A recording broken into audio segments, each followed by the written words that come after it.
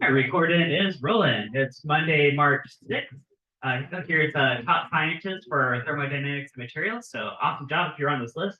I've not handed back quizzes yet because I still got a few that need to come in. So double check focus, make sure you turned in, you're not missing anything. You guys know we got 1 week till spring break, right? We just got these 5 days.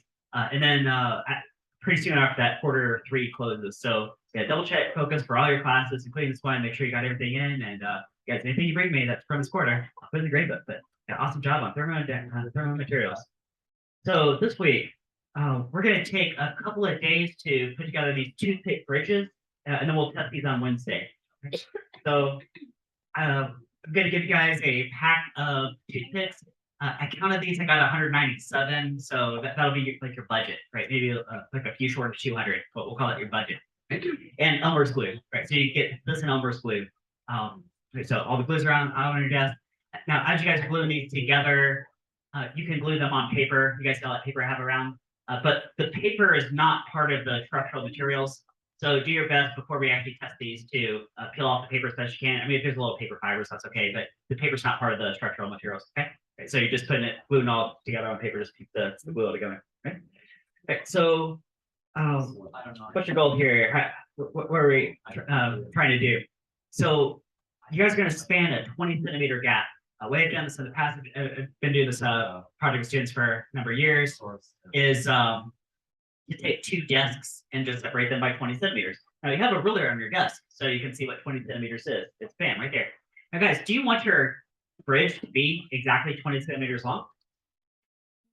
No, because then it's gonna fall down between the desks, right? Don't you want maybe like a couple of spare centimeters here, a couple of spare centimeters here? Right. So maybe you go to like, 24, 25 centimeters is probably a good minimum length for your bridge, you guys think? Okay. And then how are we testing the strength? So I'm going to load weight on top of it. And we'll see how much weight it can hold. And the way we're going to do that is I'm going to take this roll of tape here, which has a 9-centimeter diameter. Let me show that to you guys. It's 9 centimeters diameter. Okay, I'm going to stack that on top of your bridge right here. Then I'm going to take this gray tray that you guys normally turn assignments into. I'm going to stack that on top. Okay. And then I'll study it. Okay, now that by itself will be a little bit of weight, but not too much, right? Then I'm going to start stacking lab weights. So I'll have a whole box of lab weights, just start stacking and see how much weight it can hold. Okay. Okay, so just say it one more time. Okay, you're going to have a bridge that's more than 20 centimeters long itself so that it can span a 20-centimeter gap. Okay, I'm going to put this 9-centimeter diameter roll of tape right in the middle of your bridge. And then put this gray tray on top of that. And then start stacking lab weights and see how much weight you can hold. Right? You guys got that so far? Yeah. Okay.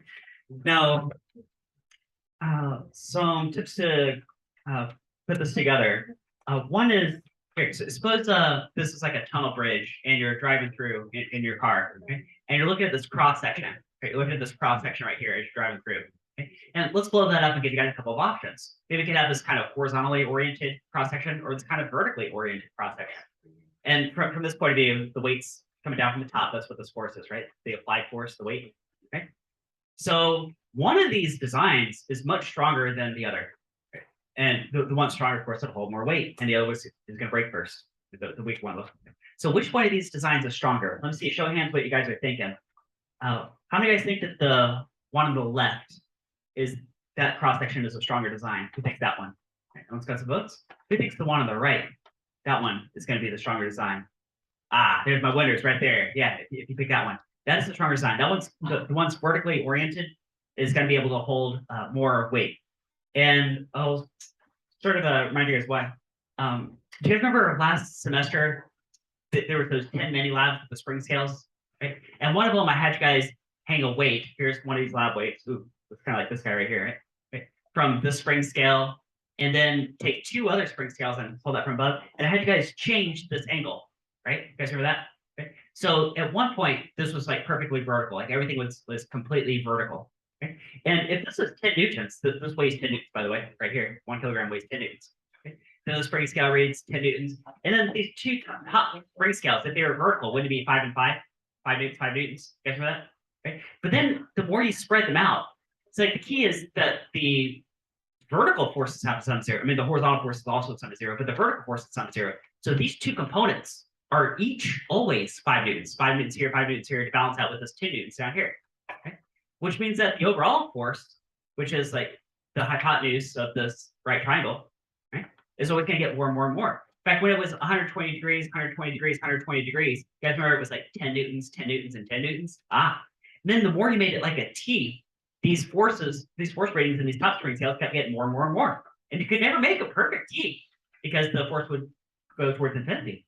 You guys remember that? Okay. Now that's a tension example, and the bridge you guys are building is compression, but it's the same principle, right? So let's run a similar type number. Suppose I've got a 10 Newton force loaded from above, right? Well, there's one where it's almost vertical. Do you think the compression force is going to split 5 newtons and 5 newtons pretty close to? Maybe a tad bit over that, but pretty close to 5 and 5, I think. But the one where it's more horizontal, well, each vertical component is 5 newtons, so this diagonal has to be a lot more than that. If I'm just eyeballing this, this is pretty close to 120-degree angle. This might be close to 10 newtons itself and 10 newtons. Ooh, so it looks like the one on the right can hold, just the particular geometries that I have sketched up here. The one on the right can hold about twice the weight of the one on the left, right? So this one can hold, right? Okay, you guys get it? Yeah, so general tip, more vertically oriented your materials, the more vertical type load it can carry. Okay? Oh, do you guys know a 2x4 piece of lumber? 2x4 piece of lumber, right? Suppose you got a similar type thing. So out in the real world, you're constructing something, and you know it's going to have to carry a bunch of vertical force from above. Which one of these orientations is the stronger orientation for the 2x4? The one on the left or the one on the right? The one on the right, for the exact same reason. I mean, this looks kind of like this. This one looks kind of like this. Yeah, this is a much stronger orientation if it's carrying a bunch of vertical force. Okay, right? You guys get it? Yeah. So you want to go with the one on the right. Okay. All right. Last tip I need to give you guys. Usually every year I have at least one team that wants to make a beaver dam. So they'll just throw a bunch of toothpicks in a pile. You maybe like straighten them out, right? And then just take a bunch of glue and go, right? Those never work. Again, I mean, so many years I've done this. There's always a group of students that, hey, what if we like put this in the freezer or something? That doesn't work either. It doesn't help the glue dry any faster. So the way to make the strong bridge is you have to come up with a design. You have to make one. I mean, I just drew an example here. You don't have to do exactly like that, but it's going to take some patience, right? So take some imagination, some engineering knowledge. It's going to take some patience. So you guys get to glue these together today and tomorrow. We're going to test them on Wednesday. What?